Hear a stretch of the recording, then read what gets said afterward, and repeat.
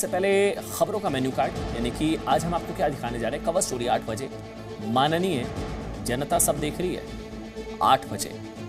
संसद में कामकाज ही नहीं हो पा रहा है, ये हम आपको दिखाएंगे। और कश्मीर से देशहित का स्पेशल एडिशन, पीओके के दिल में हिंदुस्तान 8:27। सबसे पहले हेडलाइंस।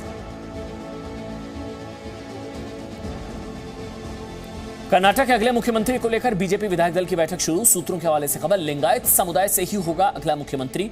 रेस में बसवराज बोम्मई और अरविंद बेलात के नाम। प्रधानमंत्री नरेंद्र मोदी से मिली ममता बनर्जी, मुलाकात के बाद कहा पेगासस मामले पर ऑल पार्टी मीटिंग बुलाए सरकार, न्यायिक जांच की भी मांग की है। पेगासस के मुद्दे पर आज भी संसद में विपक्ष का हंगामा हुआ। राज्यसभा में वेल में पोस्टर कार्ड लेकर घुसे विपक्षी सांसद। कांग्रेस ने कहा जासूसी मामले की हो न्यायिक जांच। कृषि कानून और पेगासस जासूसी मुद्दे पर सरकार को घेरने के लिए विपक्षी दलों ने बनाई रणनीति। कांग्रेस समेत कई विपक्षी पार्टियों के नेताओं ने की बैठक, राष्ट्रपति को चिट्ठी लिखकर मिलने का वक्त मांगा। विपक्ष को बेनकाब करने के लिए प्रधानमंत्री नरेंद्र मोदी का बीजेपी सांसदों को मंत्र, कहा विपक्ष का असली चेहरा बेनकाब करें। विपक्ष न सदन चलने देता है न चर्चा होने देता है। कोरोना संक्रमण को लेकर स्वास्थ्य मंत्रालय ने जताई चिंता, कहा मॉनसून सीजन में ज्यादा बरतें सतर्कता, केस में कमी नहीं आना चिंता की बात। कोरोना की दूसरी लहर में ऑक्सीजन की कमी से मौत को लेकर केंद्र ने राज्यों को चिट्ठी लिखी, कहा 13 अगस्त तक सभी राज्य सरकारें दे ऑक्सीजन की कमी से मौत का आंकड़ा। 2 दिन के दौरे पर भारत पहुंचे अमेरिकी विदेश मंत्री एंटनी ब्लिंकन। कल प्रधानमंत्री नरेंद्र मोदी से मुलाकात। पीएम से पहले विदेश मंत्री एस जयशंकर और राष्ट्रीय सुरक्षा सलाहकार अजीत डोवल से भी मिलेंगे अमेरिकी विदेश मंत्री। गुजरात का हड़प्पा कालीन शहर धोलावीरा यूनेस्को की विश्व धरोहर में शामिल। पीएम मोदी ने ट्वीट कर बधाई दी, कहा इतिहास, संस्कृति और पुरातत्व में रुचि रखने वालों को यहां की यात्रा अवश्य करनी चाहिए। पीओके में उठी आजादी की मांग। इमरान खान की पार्टी पर धांधली कर चुनाव जीतने का आरोप। नवाज शरीफ की बेटी मरियम की वीडियो शेयर करने के बाद पाकिस्तान की सियासत में भूचाल। आज देशहित में हम आपसे एक संवाद करना चाहते हैं। आज आपसे एक सवाल, आप जहां काम करते हैं या नौकरी करते हैं, अगर आप वहां काम ही ना करें और किसी को काम करने ही ना दें तो आप पर कार्रवाई होगी, या हो सकता है आपका सैलरी कट हो। जो नियम जनता पर लागू होते हैं वो जन सेवकों पर क्यों नहीं? ये नियम हमारे माननीयों पर लागू नहीं होने चाहिए।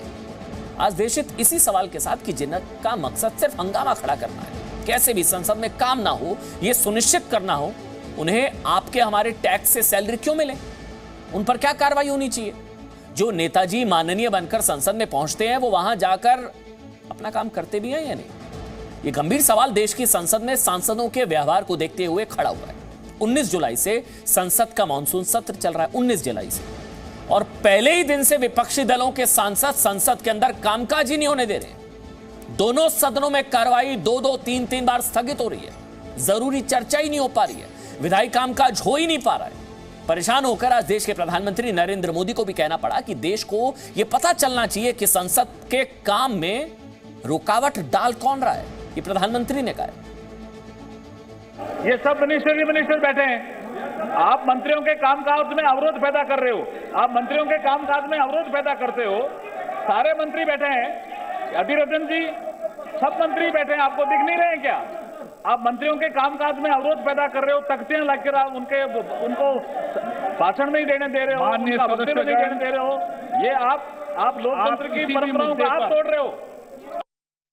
तो ये तो देश की जनता देख रही है भाई कि संसद में विपक्षी दल के सांसद क्या कर रहे हैं और किन मुद्दों पर शोर मचा रहे हैं। बहुत जरूरी है समझना। देश कोरोना की त्रासदी झेल रहा है, अभी खत्म नहीं हुआ है कोरोना, आंकड़े बढ़ने लगे हैं, थर्ड जो वेव है उसका डर है। लेकिन लगता है कि हमारे माननीयों को देश के स्वास्थ्य से ज्यादा अपने सियासी सेहत की ज्यादा चिंता है। देश का बड़ा हिस्सा बाढ़ बारिश से प्रभावित है, विपक्षी दल के सांसदों को चिंता ही नहीं है, चर्चा ही नहीं कर रहे हैं। देश में महंगाई बड़ा मुद्दा है, कोई विपक्षी दल इस मुद्दे पर गंभीर नहीं है, बात ही नहीं करना चाहता। कोरोना काल में लाखों लोगों के रोजगार पर संकट खड़ा हो गया, विपक्षी दल के सांसद इस मुद्दे पर भी चर्चा से आखिर क्यों भाग रहे हैं? पूरी संसद पिछले 8 दिन से ठप पड़ी हुई है। इसलिए ठप पड़ रही है क्योंकि पेरिस के एक पोर्टल ने बेसिर पैर की कुछ खबर छाप दी। देश की करीब 140 करोड़ आबादी के मुद्दों पर वो टूल किट भारी पड़ रही है।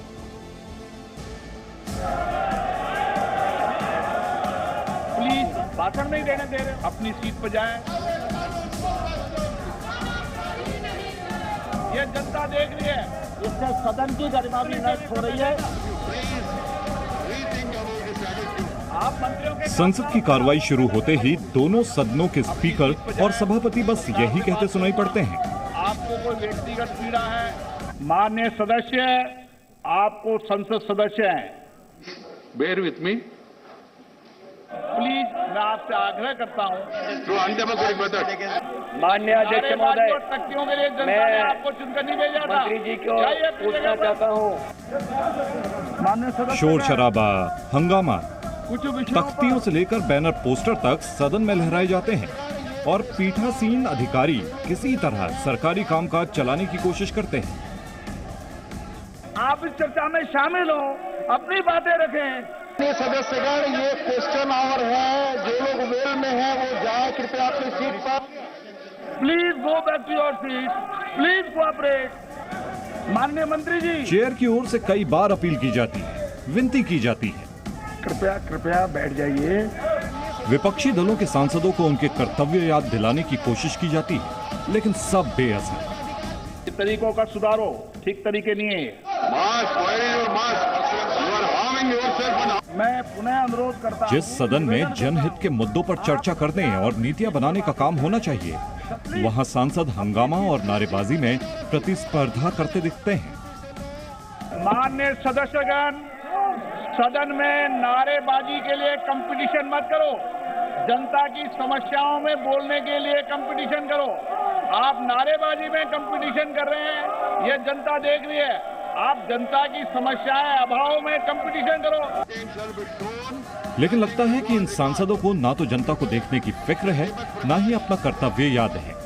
ये तो जासूसी कांड की जांच के लिए हंगामा कर रहे हैं, लेकिन चर्चा कोई नहीं चाहता।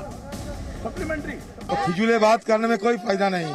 हर दिन नया नया लोगों के खिलाफ ये जो कार्रवाई किए हैं, ये लोग जो गुपचुप तरीके से जो कारोबार किए हैं, जो खुफियागिरी किए हैं, जो जासूसी किए हैं, ये नया नया चीज उजागर हो रहे हैं।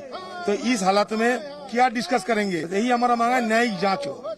मेरी तो अपील होगी कि विपक्ष डिबेट करे, डिस्कशन करे, डिसीजन में पार्टिसिपेट करे। और हम लगातार विपक्ष के लोगों से यही आग्रह कर रहे हैं कि जिन मुद्दों पर आपको डिबेट और डिस्कशन करना है, उसका नोटिस दीजिए। सरकार का दावा है कि वो हर मुद्दे पर चर्चा को तैयार है। विपक्ष का आरोप है कि सरकार अपनी मर्जी के बिल पेश करना चाहती है, विपक्ष के मुद्दों पर चर्चा नहीं चाहती, और इसी आरोप प्रत्यारोप में देश के आम टैक्स पेयर की कमाई बर्बाद हो रही है। सिर्फ इस मॉनसून सत्र की बात की जाए तो एक हफ्ते में 79 करोड़ रुपए बर्बाद हो चुके हैं, क्योंकि लोकसभा के कामकाज पर 1 घंटे का खर्च 1.5 करोड़ रुपए आता है। इसी तरह राज्यसभा में 1 घंटे के कामकाज पर 1.1 करोड़ रुपए खर्च होते हैं, और 19 जुलाई के बाद से अब तक करीब 39 घंटे बर्बाद हो चुके हैं। और इस सदन में अब तक 28 घंटे सिर्फ सांसदों के शोर शराबे के कारण बर्बाद हुए हैं। इस हिसाब से लोकसभा में 58 करोड़ 56 लाख रुपए का नुकसान हो चुका है और करीब 30 करोड़ 3 लाख रुपए बर्बाद हो गए हैं। इस तरह दोनों सदनों में करीब 89 करोड़ रुपए अब तक बर्बाद हो चुके हैं। पेगासस में मैं चाहती हूँ कि प्राइम मिनिस्टर एक ऑल पॉलिटिकल पार्टी मीटिंग बुलाए, मीटिंग बुला के सबको साथ बात करके ओपिनियन लेके कोई ना कोई सुप्रीम कोर्ट से इंक्वायरी हम लोग को होना चाहिए। माननीय सदस्य, और इस तरह जो पैसा देश की नीतियां बनाने, देश की समस्याओं पर चर्चा करने और जनता के हित के मुद्दों पर मंथन के लिए खर्च होना था, वो पानी में बह रहा है। रविंद्र कुमार, जी मीडिया, दिल्ली। देखिए, देश का पैसा सिर्फ संसद के हंगामे में नहीं बर्बाद हो रहा। आपको यह भी समझना चाहिए कि सिर्फ एक सांसद को आप अपना वोट देकर संसद में अपने क्षेत्र के मुद्दे उठाने के लिए भेजते हैं। सांसद, माननीय जनप्रतिनिधि, आपका प्रतिनिधि, उनके चुनाव में भी काफी पैसा खर्च होता है। वो भी आपका ही पैसा है, टैक्स पेयर्स का, हमारा पैसा है, वो देशवासियों के टैक्स का पैसा होता है। वो आप ये जानकर हैरान हो सकते हैं कि 2 साल पहले देश में जो आम चुनाव हुए थे ना, उसमें चुनाव के दौरान करीब 55 से 60 हजार करोड़ रुपए खर्च हुए थे। इस खर्च में उम्मीदवार और पार्टी की ओर से किए गए खर्चों को अगर हटा भी दिया जाए तो सिर्फ भारतीय चुनाव आयोग के ही 10-12 हजार करोड़ रुपए खर्च हुए थे। 10 से 12 हजार करोड़। अगर कुल खर्चे को भारत के मतदाताओं के बीच बांट दिया जाए तो सांसद चुनने में एक वोट डालने के पीछे करीब 700 रुपए खर्च किए गए। एक सांसद को अगर आपने वोट डाला मतलब तो आपके वोट पर 700 रुपए खर्च हुए। लेकिन वो काम कर रहे हैं नहीं कर रहे हैं, ये बड़ा सवाल है। और इसी को लेकर प्रधानमंत्री ने भी ये बात कही कि देश को जानना चाहिए कि कौन संसद में काम ही नहीं होने दे रहा है। सच सामने आना बहुत जरूरी है। इस बीच एक बड़ी खबर आपको बता दें, बसवराज बोम्मई कर्नाटक के अगले सीएम होंगे। ये बहुत बड़ी खबर है, तय हो गया नाम। और येदियुरप्पा का करीबी बताया जाता है इन्हें, और वो भी लिंगायत समुदाय से ही आते हैं। इस्तीफा दिया था पिछले दिनों येदियुरप्पा ने, और अब जो है बसवराज बोम्मई कर्नाटक के अगले मुख्यमंत्री, इनका नाम चल रहा था और विधायक दल की बैठक में इनको नेता चुन लिया गया है। येदियुरप्पा के करीबी माने जाते हैं, लिंगायत समुदाय से आते हैं। कर्नाटक को अगला मुख्यमंत्री मिल गया है बसवराज बोम्मई, कर्नाटक के अगले मुख्यमंत्री। येदियुरप्पा ने इस्तीफा दिया और उसके बाद अब विधायक दल का नेता चुन लिया गया। Govind Karjol ji, R Ashok ji, K Eshwarappa ji, B Sriramulu ji, S T. Somashekar ji, Purnima Srinivas ji, and newly elected legislative party leader and new chief minister will be Shri Basavaraj Bommai ji. I invite Bommai ji to come to the stage.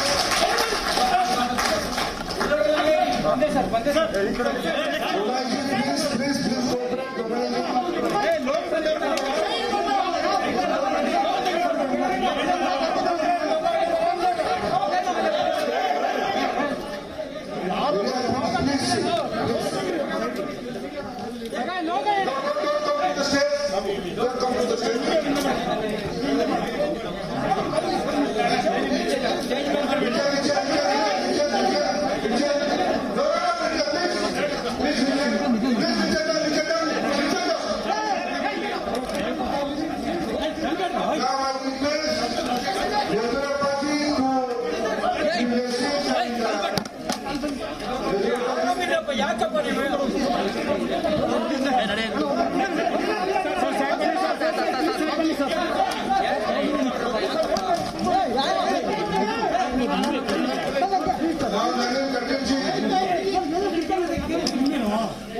आपको बता दें अभी राज्य में गृह मंत्री हैं बसवराज बोम्मई, लिंगायत समुदाय से आते हैं, येदियुरप्पा के करीबी माने जाते हैं। भाजपा सरकार के 2 साल पूरे हुए। येदियुरप्पा ने सोमवार को इस्तीफा दिया।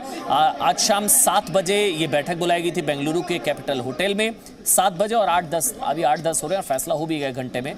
विधायक दल का नेता चुन लिया गया। तस्वीर आप सामने देख रहे हैं। लिंगायत समुदाय से आते हैं, येदियुरप्पा के करीबी माने जाते हैं। 2 साल भाजपा सरकार के 2 साल पूरे हुए और नया मुख्यमंत्री कर्नाटक को मिल गया है। ये पहले से तय था कि विधायकों से होगा, लिंगायत समुदाय से होगा। गृह मंत्री बसवराज बोम्मई, कर्नाटक के गृह मंत्री बसवराज बोम्मई कर्नाटक के मुख्यमंत्री।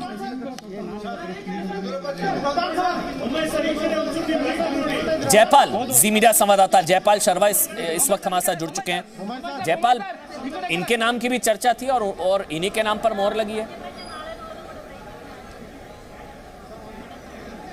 जी बिल्कुल, देखिए जो सुबह से चर्चा चल रही थी उसके अंदर में कई नाम जो थे मुख्यमंत्री पद के लिए थे, लेकिन ये तय हो गया था कि मुख्यमंत्री जो है वो लिंगायत से ही होगा। ऐसे बसवराज बोम्मई जो है वो पहली चॉइस थे। हालांकि इसके अलावा भी कई नेता थे, लेकिन आज जब यहाँ पर बैठक शुरू हुई है उस वक्त में बसवराज बोम्मई का नाम जो है खुद येदियुरप्पा ने प्रस्तावित किया, और उसके साथ ही गोविंद कारजोल जो इस येदियुरप्पा सरकार में उप मुख्यमंत्री थे, और आर अशोक, उन दोनों ने इसके नाम का समर्थन किया। और उसके साथ ही वहां बैठे तमाम विधायकों ने उनको समर्थन दे दिया। और इसके साथ बिना किसी कहें कि अपोज के या किसी के विरोध के बसवराज बोम्मई जो है कर्नाटक के नए मुख्यमंत्री के रूप में चुन लिए गए हैं। बसवराज बोम्मई जो हैं वो काफी सुलझे हुए नेता माने जाते हैं। येदियुरप्पा के भी काफी करीबी रहे हैं और येदियुरप्पा सरकार में ये गृह मंत्री के पद पे थे। बिल्कुल जयपाल, 2023 में विधानसभा चुनाव है 224 सीटें हैं उसमें से 90 से 100 सीटों पर लिंगायत समुदाय का प्रभाव है और राज्य में 17% की आबादी लिंगायत समुदाय की है। तो बहुत ही कैलकुलेटिव फैसला। शुक्रिया आपका जयपाल, ये बड़ी खबर और पूरी खबर हम तक पहुंचाने और समझाने के लिए। आगे बढ़ते हैं। विदेशी प्रोपेगेंडा और एजेंडे पर देश के साथ विश्वासघात कैसे हो रहा है, इसकी एक और कहानी आपको बताते हैं। आपको पता होगा कि कुछ लोग दिल्ली के बॉर्डर्स पर किसान बनकर बैठे हुए हैं, घुसपैठ हो चुकी है, हाईजैक हो चुका है आंदोलन। इसकी एक कहानी सुनिए, समझिएगा। जिस खालिस्तानी आतंकवादी भिंडरावाले की वजह से पंजाब आतंक की आग में झुलसा, जिसकी वजह से ऑपरेशन ब्लू स्टार करना पड़ा, जिसकी वजह से हरमिंदर साहिब यानी कि गोल्डन टेंपल में सेना उतारनी पड़ी, जिसकी वजह से पूर्व प्रधानमंत्री इंदिरा गांधी की हत्या हुई, पंजाब में दंगे हुए, 83 सैन्यकर्मी और 492 नागरिक मारे गए, उस आतंकवादी को आतंकवादी कहना किसान आंदोलन में मना है क्या? क्योंकि 21 जुलाई, खबर समझिएगा, सुनिएगा, 21 जुलाई को सिंघू बॉर्डर पर किसान नेता रुल्दू सिंह मनसा को अपनी स्पीच में खालिस्तानी आतंकवादी भिंडरावाले की आलोचना करना महंगा पड़ गया। आंदोलन से बाहर कर दिया गया उनको। ना सिर्फ आंदोलन से बाहर किया गया, टीकरी पर जो उनका टेंट है उस पर अटैक हो गया। वो तो किसान रुल्दू सिंह मानसा खुशकिस्मत रहे कि वो अपने टेंट में मौजूद नहीं थे, वरना उनके साथ भी वही होता जो वहां पर मौजूद लोगों के साथ हुआ। 15-15 टांके लगे हैं लोगों को, जो लोग वहां पर थे उनके समर्थक। अब खौफ ऐसा है कि ना तो रुल्दू सिंह मानसा मुंह खोलने को तैयार है, ना ही जख्मी लोग। इस घटना को लेकर आपने कहीं कोई खबर नहीं देखी होगी। ये देखिए, ये इनके साथ मारपिटाई हुई, रुल्दू सिंह मानसा के जो टेंट पर अटैक हुआ, इनके माथे पर चोटें आई है, डंडों से इन पर अटैक हुआ, टांके आए हैं 15-15। गलती सिर्फ इतनी थी कि खालिस्तानी आतंकवादी की आलोचना कर दी थी, तो आंदोलन में जगह कैसे? इस घटना को लेकर कोई खबर नहीं दिखा रहा है, संसद में कोई प्रदर्शन नहीं करेगा। किसी सांसद को सवाल पूछते आपने नहीं देखा होगा कि मतलब टेंट जो है वो किसान का, तो अटैक किसका? क्या खालिस्तानी समर्थकों ने अटैक किया? ये सबसे बड़ा सवाल इस वक्त यही उठ रहा है कि इनको कब उठाया जाएगा, क्योंकि अब तो लखनऊ कूच की तैयारी कर रहे हैं लोग।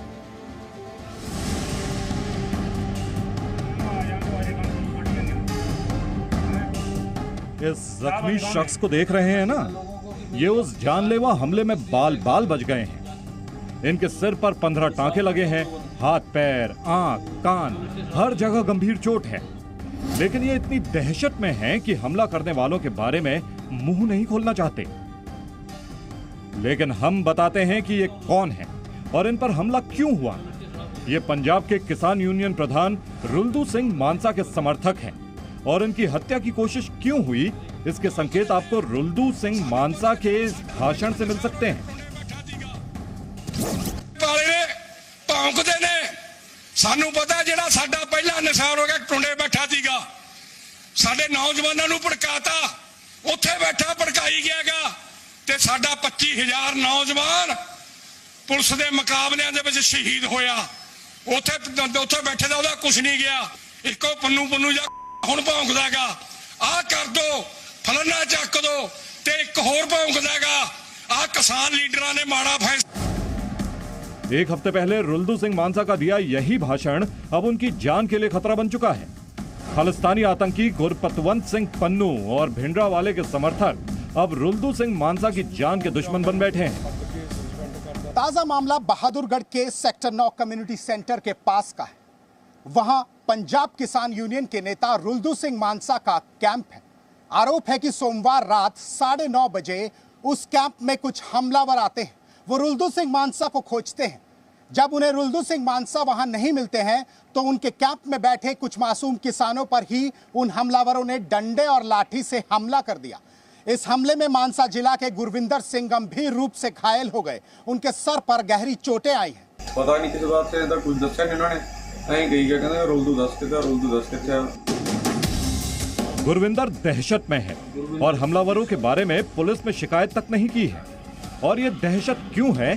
क्यों इन्हें पता है कि रुल्दू सिंह मानसा ने किसान आंदोलन की आड़ में खालिस्तानी एजेंडे का विरोध किया और अब उन पर हमले हो रहे हैं। संयुक्त किसान मोर्चा ने रुल्दू को तो 15 दिन के लिए सस्पेंड भी कर रखा है। पन्नू का बयान है, चक लो तलवारां, चक लो गंडासे, आ कर लो, फलाना कर लो। उन्होंने भड़काया, भड़काईबाजी करी है। असीं कहा भी आ पार्टी की भाई कुछ कहना नहीं गा। एक ने होर ने अमरीका जी बैठा, वो गालां कढ़िया। मैं उन्होंने के खिलाफ जरूर बोलना, जमा नहीं मुकरदा। रुल्दू सिंह मानसा पंजाब के बड़े किसान नेताओं में से एक है। वामपंथी विचारधारा के किसान नेता रुल्दू सिंह पंजाब किसान यूनियन के प्रधान भी हैं। लेकिन जब इन्होंने खालिस्तानी आतंकियों का विरोध किया तो संयुक्त किसान मोर्चा ने इनके ऊपर ही कार्रवाई कर दी। संयुक्त मोर्चे ने जो कोई फैसला कराया हैगा भी मैनू सस्पेंड किया, मैं संयुक्त मोर्चे का फैसला सिर मत्थे मानदा, पर मैनू हजे ये नहीं पता लग्या मैनू किहड़ी गल तो सस्पेंड कराया। अब ये सवाल देश की जनता के सामने है कि आंदोलन के नाम पर जिस उत्पात में देश के प्रधानमंत्री की मौत की मन्नतें मांगी जाएं, जिस आंदोलन में हिंदुस्तान के टुकड़े करने की कोशिश करने वाले आतंकी सरगना भिंडरावाले के पोस्टर लगाए जाएं, अलगाववाद का भजन रटा जाए, खालिस्तानी प्रोपेगेंडा चलाया जाए, वहां संयुक्त किसान मोर्चा को सांप सूंघ जाता है। और जब एक किसान नेता इस प्रोपेगेंडे के खिलाफ आवाज उठाता है तो उस पर कार्रवाई की जाती है। जाहिर है इस किसान आंदोलन में खालिस्तान के संक्रमण का शक अब और गहराता जा रहा है और जरूरत है कि सरकार और सुरक्षा एजेंसियां ऐसे देश विरोधी एजेंडों को नेस्तनाबूद करें। अमित भारद्वाज, जी मीडिया, बहादुरगढ़, हरियाणा। और देश में अब बात करेंगे अपराध और अपराधियों के खिलाफ कानूनी एक्शन के योगी मॉडल की। यूपी में अवैध संपत्ति के खिलाफ योगी सरकार ने अब तक की सबसे बड़ी कार्रवाई की है। और क्यों हम ये कह रहे हैं ये सबसे बड़ी कार्रवाई है, इसका जवाब इस संख्या में है। ये कुल कितनी रकम है जानते हैं आप? 2, 5, 4 और उसके आगे कितने जीरो हैं?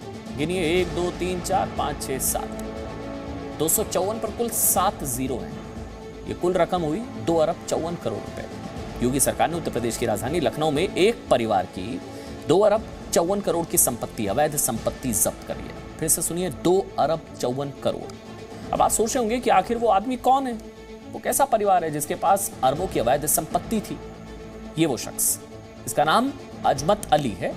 30 साल पहले अजमत अली निसार अली नाम के व्यक्ति के यहां 1200 रुपए महीने की नौकरी करते थे, लेकिन कुछ ही सालों बाद ये मेडिकल कॉलेज के मालिक बन बैठे। पुलिस के मुताबिक सरकारी जमीनों पर कब्जा करने के अवैध कारोबार से ये जल्द ही अरबपति बन गए। इस अवैध धंधे में अजमत अली का बेटा मोहम्मद इकबाल भी शामिल था। मोहम्मद इकबाल उत्तर प्रदेश में समाजवादी पार्टी की सरकार के दौरान दर्जा प्राप्त राज्य मंत्री रहे थे। लखनऊ की कमिश्नरेट पुलिस ने बाप बेटे के खिलाफ कार्रवाई करते हुए इनकी 2.5 अरब से ज्यादा की अवैध संपत्तियां सीज कर ली। 2.5 अरब जितनी संपत्तियां जब्त की गई हैं उनका पाई जोड़कर पुलिस ने जो राशि बताई है वो है 2 अरब 54 करोड़ 45 लाख 2,951 रुपए। अब सवाल यह कि आखिर 1200 रुपए महीने की नौकरी करने वाले शख्स ने सरकार और प्रशासन के होते हुए भी अरबों की सरकारी जमीन पर कब्जा कैसे कर लिया?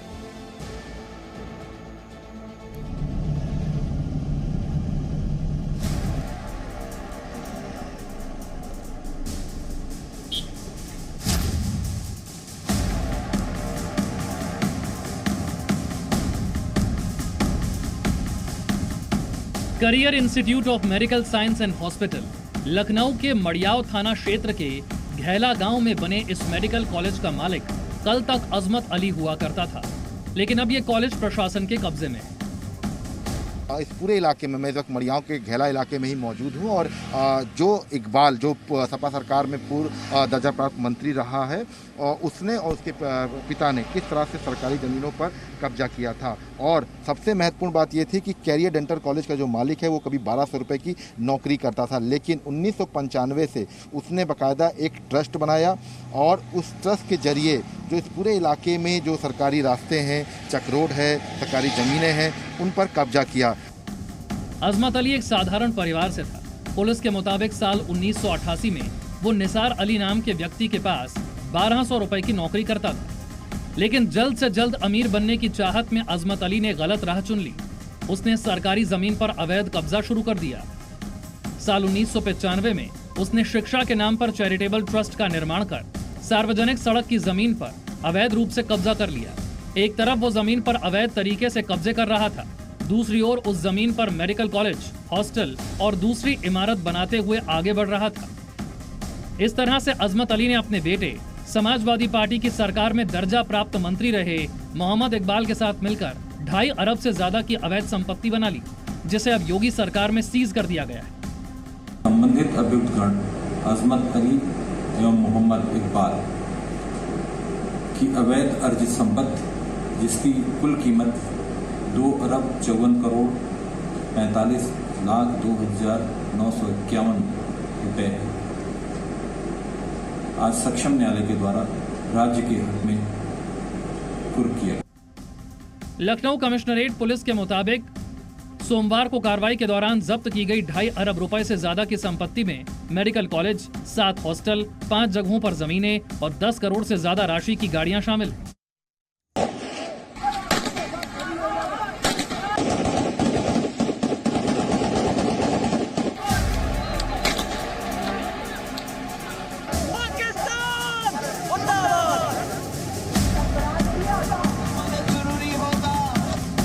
इमरान की दहशतगर्दी, पीओके में बगावत।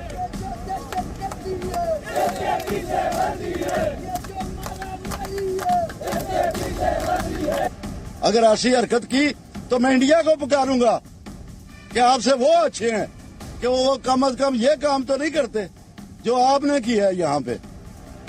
पीओके भारत को पुकार रहा है।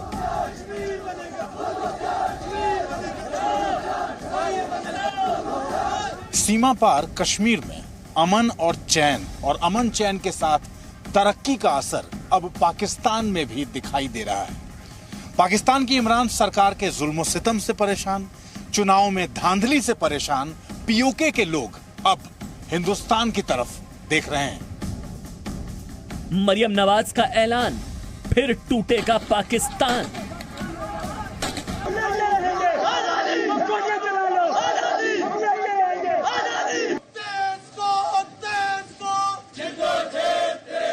जब वो इमरान खान के खिलाफ अटैक कर रही हैं, वो यही आ रही है ना कि इमरान खान हमारे देश को एक ऐसे रास्ते पे ले जा रहा है जिस पर हमारे देश का एक तरह से बहुत ही ज्यादा नुकसान और कोई फ्यूचर नहीं है हमारे देश का। पीओके की कसक दोनों तरफ। कुछ हिस्सा उनके हाथ चला गया, गैर कानूनी तरीके से कब्जा करके रखा और वो कसक अभी भी हमारे दिलों में है। पीओके के दिल में हिंदुस्तान।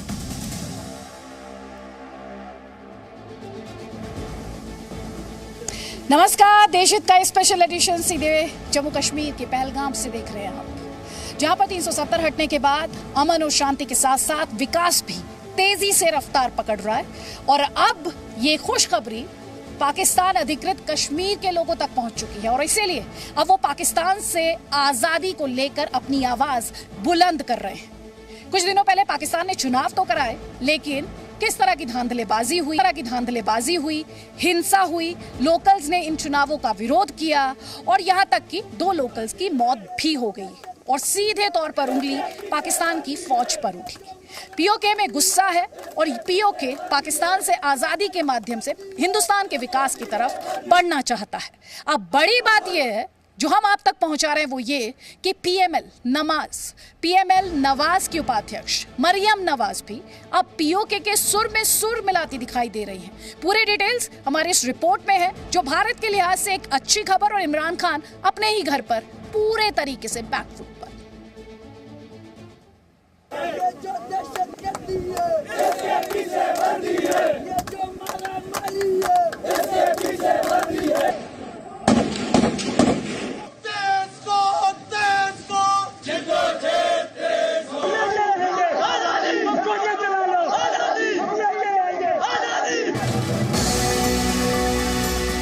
पाकिस्तान ने पीओके में चुनाव तो करवा दी, लेकिन इमरान खान की पार्टी पाकिस्तान तहरीक इंसाफ ने इन चुनावों में जिस तरह की हिंसा और धांधली की, उसके बाद पीओके में कुछ इस तरह का गुस्सा फूट रहा है।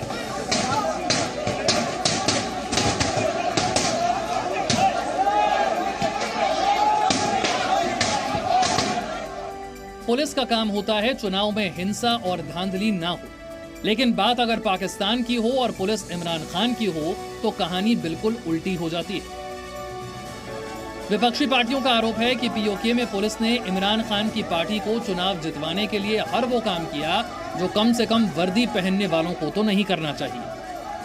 इसीलिए वर्दी के खिलाफ पीओके में गुस्सा फूट पड़ा है।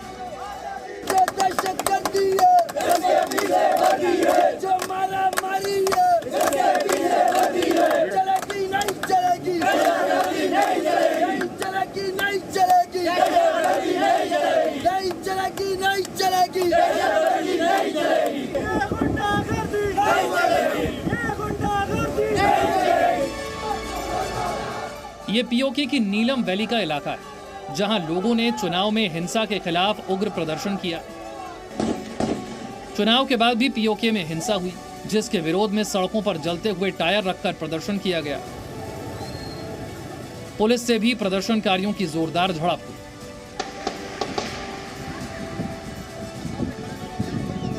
इमरान खान की सरकार ने पीओके में चुनाव के दौरान जमकर धांधली की।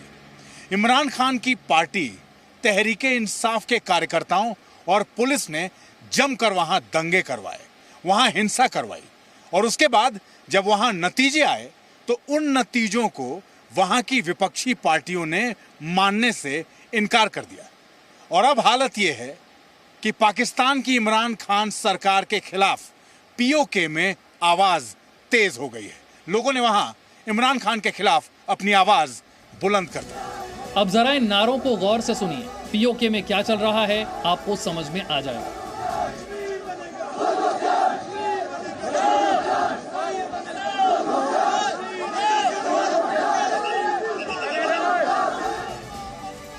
पीओके में लोग पाकिस्तान की सरकार से कितने नाराज हैं, इमरान खान की सरकार को वो कितना नापसंद करते हैं, इस नारेबाजी से समझा जा सकता है। लोगों के अंदर अब पुलिस की बंदूकों का डर खत्म हो रहा है और सशस्त्र पुलिस के सामने पाकिस्तान मुर्दाबाद के नारे लगाए जा रहे हैं। पाकिस्तान मुर्दाबाद,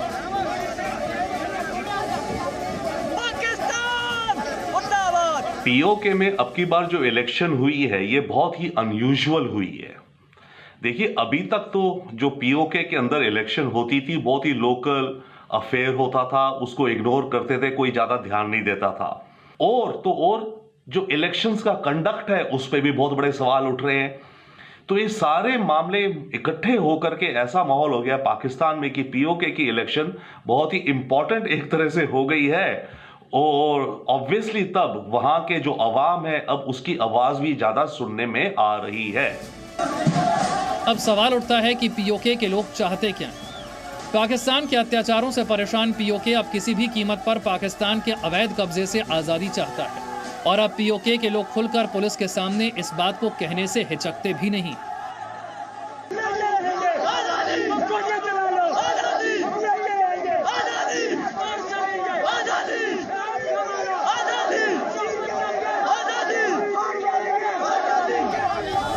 अब आप ये भी समझिए कि इस बार पीओके में लग रहे आजादी के नारों से पाकिस्तान बेचैन क्यों हो गया। पाकिस्तान और खास तौर पे पीओके में पाकिस्तान सरकार के खिलाफ, इमरान खान के खिलाफ किस हद तक की नाराजगी है, इसका अंदाजा आप इस बात से लगा सकते हैं कि वहां की मुख्य विपक्षी पार्टी पीएमएल की लीडर मरियम नवाज, जो कि वहां के पूर्व प्रधानमंत्री नवाज शरीफ की बेटी हैं, उन्होंने पीओके की आजादी का नारा ट्वीट किया और उस ट्वीट के बाद वहां बवाल और बढ़ गया है। उस ट्वीट के बाद अभी जो हाल का घटनाक्रम है वो ये है कि वहां के लोग अब खुलकर पाकिस्तान के खिलाफ और भारत के साथ आने की बात कर रहे हैं। पहले पीओके में हो रही ज्यादती को पाकिस्तान की सभी राजनीतिक पार्टियां दबाने की कोशिश में रहती थी, लेकिन इस बार पीओके में आजादी वाले नारे खुद पाकिस्तान की मुख्य विपक्षी पार्टी पीएमएल-एन की नेता मरियम नवाज ने ट्वीट किए, और इस ट्वीट के साथ मरियम नवाज ने बाकायदा इमरान खान को कोसते हुए पीओके में हो रही इस बगावत को पाकिस्तान के साथ साथ पूरी दुनिया के सामने एक्सपोज कर दिया। आज पीटीआई की फर्जी जीत के पहले दिन कश्मीर में पहली बार स्वतंत्र कश्मीर का नारा लगा।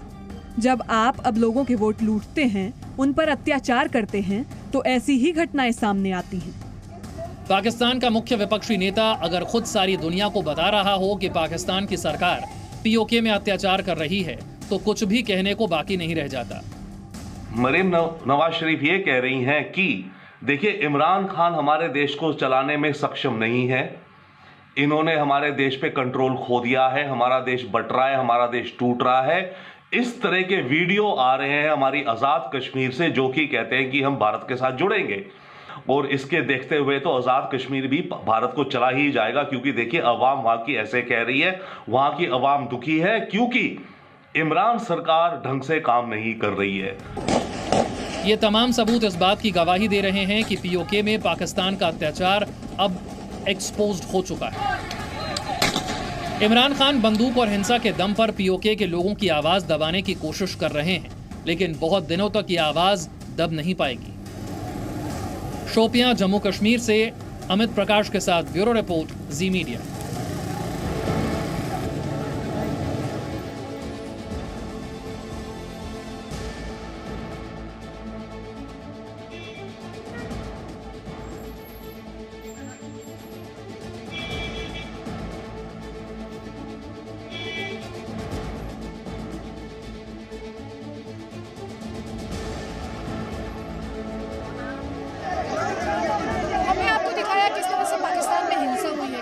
धांधली के आरोप लग रहे हैं। कटघरे में सीधे तौर पर पाकिस्तान के प्रधानमंत्री इमरान खान और बाजवा हैं, लेकिन हम आपको एक और तस्वीर दिखाना चाहते हैं। हम आपसे क्यों कह रहे हैं कि इस वक्त पीओके को हिंदुस्तान से उम्मीदें जगी हैं, हिंदुस्तान के जम्मू कश्मीर से उम्मीदें जगी हैं। तो आप जानते हैं 8:30 बजे से ज़्यादा का वक्त हो चुका है और ये तस्वीरें उन लोगों को देखनी चाहिए जो जम्मू कश्मीर को लेकर एक प्रोपेगेंडा चलाते हैं, जो ये कहते हैं जम्मू कश्मीर में आतंक है, जो ये कहते हैं कि लोगों को दबाया जा रहा है, लोगों को डराया जा रहा है। तो आप यहाँ पर देख सकते हैं कि जो शॉप है वो इस वक्त भी यहाँ पर खुली हुई है।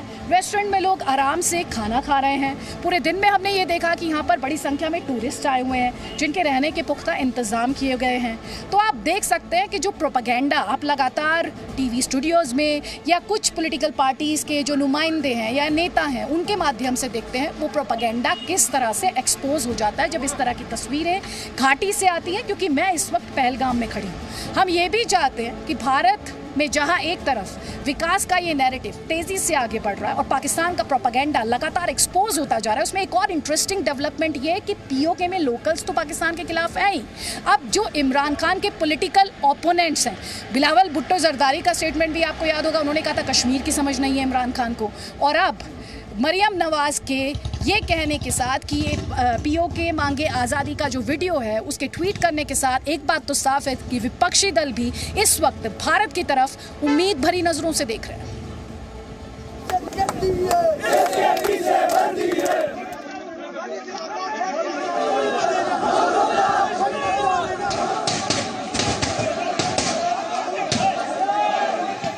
पीओके के चुनाव के दौरान हिंसा और धांधली की इतनी तस्वीरें सामने आ चुकी हैं कि अब पीओके में हुआ चुनाव पूरी दुनिया के लिए एक मजाक से ज्यादा कुछ नहीं बचा।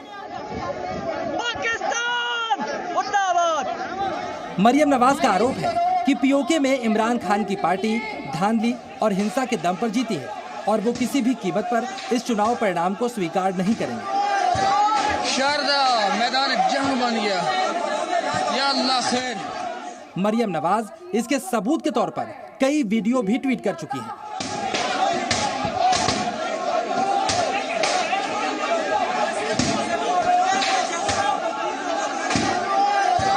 शारदा मैदान जंग बन गया। इस वीडियो में दिखाई पड़ रहा है कैसे इमरान खान की पार्टी के लोग पीओके में दहशतगर्दी मचा रहे हैं।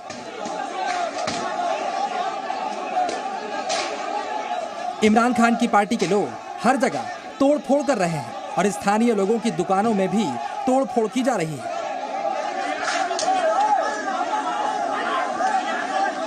यह सिर्फ एक वीडियो है, लेकिन इस तरह के कई वीडियो सोशल मीडिया में मौजूद हैं जो पीओके में इमरान खान के अत्याचार का सबूत है।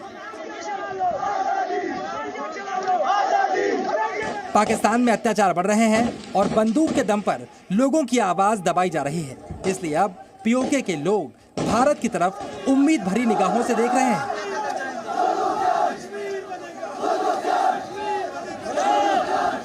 पीओके में जिस तरह पाकिस्तान का अत्याचार बढ़ रहा है, वैसे वैसे वहां के लोग हिंदुस्तान की तरफ आशा और उम्मीद की निगाह से देख रहे हैं।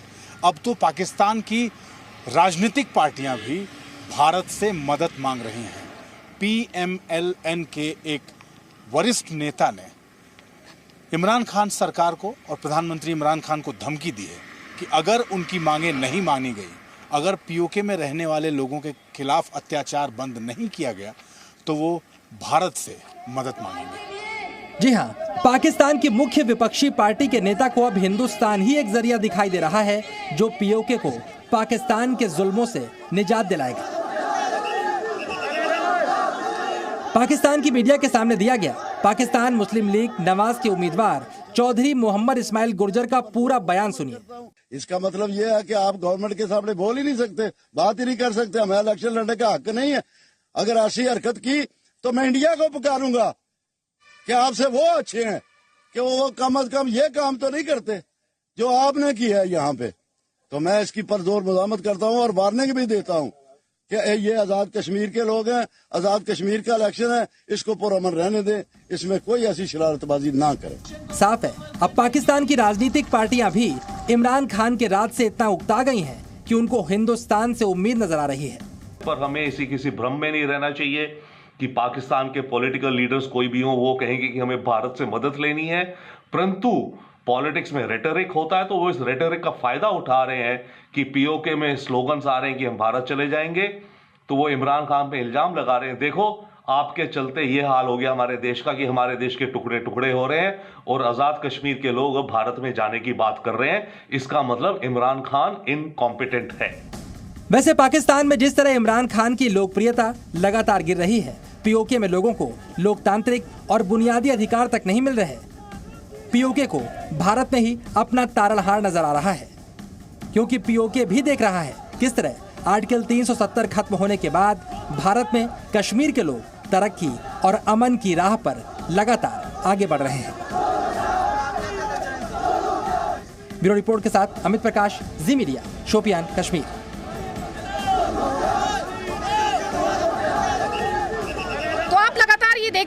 देख रहे हैं कि एक तरफ पीओके जहां पर विरोध की आवाज, इमरान खान के खिलाफ बगावत, बाजवा के खिलाफ बगावत, तो दूसरी तरफ भारत का जम्मू कश्मीर, पीओके भी वैसे भारत का ही अभिन्न हिस्सा है, लेकिन आप देख रहे हैं यहाँ पर लाइफ नॉर्मल विकास रफ्तार पकड़ता हुआ, और शायद यही वजह है कि लगातार पीओके में हिंदुस्तान को लेकर इतनी ज्यादा चर्चा है और पॉलिटिकल पार्टीज भी जो है पाकिस्तान की इस समय भारत की तरफ भारत पर एक तरह की डिपेंडेंसी जिसकी आलोचना पाकिस्तान में हो रही है। Presenting B News app available on Google Play and App Store. Download it now.